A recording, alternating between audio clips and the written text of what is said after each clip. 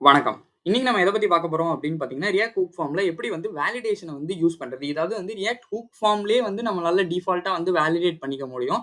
So எப்பன்னு ஒரு library இருக்கு. அத நம்ம யூஸ் பண்ணாமலே நம்மளால வந்து இந்த ரியாக்ட் ஹூக் ஃபார்ம்லயே வந்து வேலிடேட் பண்ணிக்க முடியும். சரி, ஓகே. இந்த ரியாக்ட் ஹூக் ஃபார்ம்ல எப்படிலாம் வந்து என்னென்ன வேலிடேஷன் ரூல்ஸ்லாம் வந்து நமக்கு சப்போர்ட் ஆகும். அதெல்லாம் வந்து நம்ம ஃபர்ஸ்ட் வந்து பார்க்க ஆரம்பிச்சிடலாம். ஃபர்ஸ்ட் விஷயம் என்ன அப்படின்னு பார்த்தீங்கன்னா வந்து ரிக்வயர்டுன்னு சொல்லிட்டு இப்ப யூசர் நேம் கண்டிப்பா வேணும். இல்ல இமெயில் வந்து கண்டிப்பா வேணும் ரெஜிஸ்டர் பண்றதுக்கு அப்படின்னா, நம்ம அத வந்து ஒரு ரிக்வயர்ட் ஃபீல்டா வந்து நம்மளால மாத்த முடியும். ஸோ அதே மாரி பார்த்தீங்க அப்டின்னா, இன்னொன்னு வந்து என்ன அப்டின்னா, மினிமம் லென்த், மேக்ஸிமம் லென்த். நான் ஆல்ரெடி சொன்ன மாரி பாஸ்வேர்ட்ல வந்து ஒரு 6 டூ 8 கேரக்டர்ஸ் இருக்கணும்.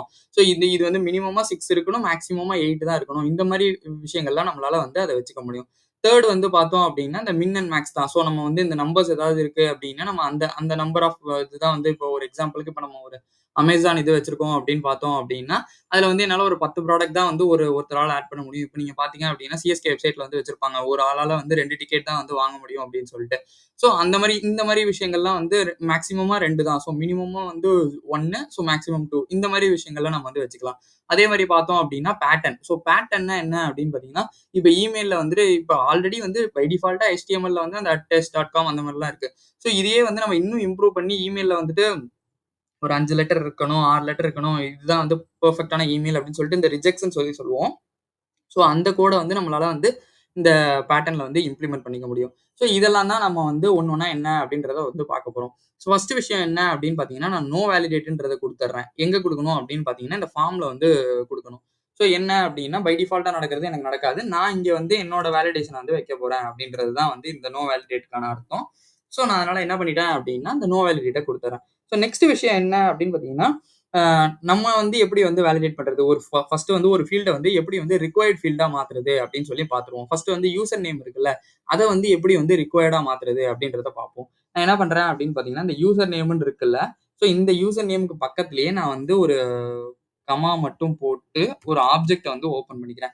ஸோ இங்கேயே நீங்க பார்த்தீங்கன்னாலே தெரியும். இந்த ரிஜிஸ்டர் நீங்க ஹோவர் பண்ணீங்கன்னா, இந்த விஎஸ் கோட்ல வந்து காட்டும். ஸோ நேமு அப்புறம் வந்து ஆப்ஷன்ஸ்ன்னு சொல்லி சொல்லி இருக்கும். ஸோ நம்ம நேம குடுத்ததுக்கப்புறம் பக்கத்துல வந்து இந்த ஆப்ஷன்ஸ் ஃபீல்ட்ல நம்மளோட ஆப்ஷன்ஸ் வந்து எத வேணா நம்ம வந்து பாஸ் பண்ணிக்கலாம். ஸோ அதுதான் அதுக்கான அர்த்தம். உங்களுக்கு எப்படிதான் இது வந்து எப்படி கண்டுபிடிக்கிறது அப்படின்லாம் பார்த்தீங்கன்னா, ஜஸ்ட் வந்து ஹோவர் பண்ணீங்கனாலே வந்து உங்களுக்கு வந்து தெரியும்.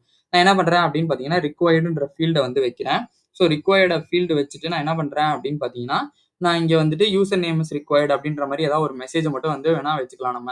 ஸோ நான் ஃபர்ஸ்ட் வந்து யூசர் நேம் இஸ் ரிக்வயர்ட் அப்படின்ற மாரி வச்சுக்கலாம். ஸோ இது வந்து நமக்கு தெரியுதா இல்லையான்றத நம்ம டெவ்டூல்ஸ் வந்து ஓப்பன் பண்ணி பார்த்துடலாம். இங்க வந்து பார்த்தீங்க அப்படின்னா, ஃபர்ஸ்ட் வந்து ஒரு ரெஃப்ரெஷ் மட்டும் பண்ணிடலாம்.